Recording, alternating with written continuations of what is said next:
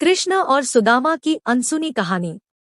सुदामा ने एक बार श्री कृष्ण से पूछा, कान्हा, मैं आपकी माया के दर्शन करना चाहता हूँ, कैसी होती है?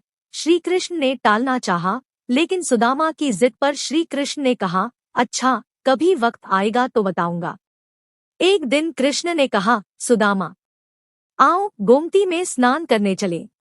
दोनों गोमती के तट पर गए। वस्त्र उतारे, दोनों नदी में उतरे। श्री कृष्ण स्नान करके तट पर लौट आए।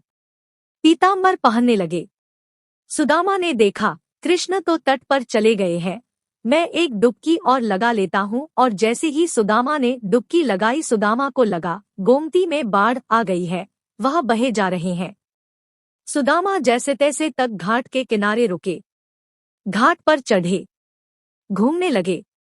घूमते घूमते गांव के पास आए और वहां एक हथिनी ने उनके गले में फूल माला पहना दी। सुदामा हैरान, लोग इकट्ठे हो गए। लोगों ने कहा, हमारे देश के राजा की मृत्यु हो गई है। हमारा नियम है, राजा की मृत्यु के बाद हथिनी जिस भी व्यक्ति के गले में माला पहना दे, वही हमारा राजा होता है। हथिनी ने आपके गले में माला पहनाई है, इसलिए अब आप हमारे राजा हैं। सुदामा हैरान हुए, मैं राजा बन गया। एक राजकन्या के साथ उनका विवाह भी हो गया। 2 पुत्र भी पैदा हो गए। एक दिन सुदामा की पत्नी बीमार पड़ गई, आखिर में मर गई। सुदामा दुख से रोने लगे। उसकी पत्नी जो मर गई थी, जिन्हें वह बहुत चाहता था, सुंदर थी, सुशील थी। लोग इकट्ठे हो गए। उन्होंने सुदामा को कहा, आप रोए नहीं, आप हमारे राजा हैं। लेकिन रानी जहाँ गई है, वहीं आपको भी जाना है, यह मायापुरी का नियम है। आपकी पत्नी को चिता में अग्नि दी जाएगी। आपको भी अपनी पत्नी की चिता में प्रवेश करना होगा। आपको भी अपनी पत्नी के साथ जाना होगा।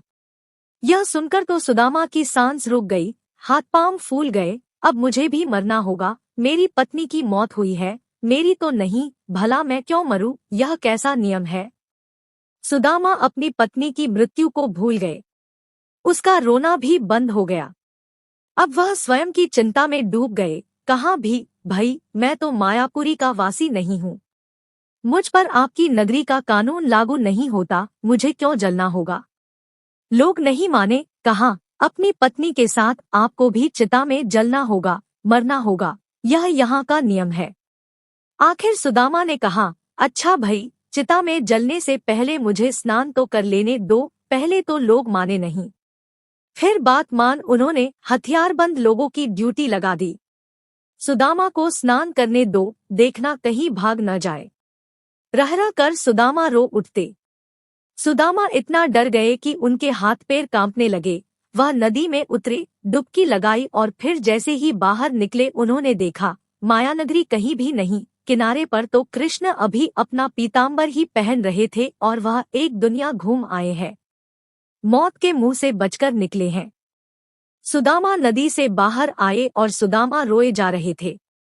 श्री कृष्ण हैरान हुए, सब कुछ जानते थे फिर भी अनजान बनते हुए पूछा, सुदामा तुम क्यों रो रहे हो? सुदामा ने पूछा, कृष्ण, मैंने जो देखा है वह सच था या यह जो मैं देख रहा हूँ?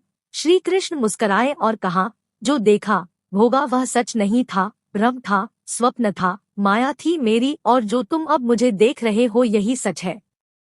मैं ही सच हूँ। मेरे से भिन्न जो भी है वह मेरी माया ही है, और जो मुझे ही सर्वत्र देखता है, महसूस करता है, उसे मेरी माया स्पर्श नहीं करती। माया स्वयं का विस्मरण है, माया अज्ञान है, माया परमात्मा से भिन्न, माया नर्तकी है, नाचती है, नचाती है। जो प्रभु श्री कृष्ण से जुड़ा है वह नाचता नहीं, भ्रमित नहीं होता, माया से निर्लेप रहता है। वह जान जाता है। सुदामा भी जान गए थे। जो जान गया वह श्री कृष्ण से अलग कैसे रह सकता है? दोस्तों, कहानी अच्छी लगी तो लाइक करें, शेयर करें, कमेंट करें और हमारे चैनल को जरूर सब्सक्राइब करें। Thank you.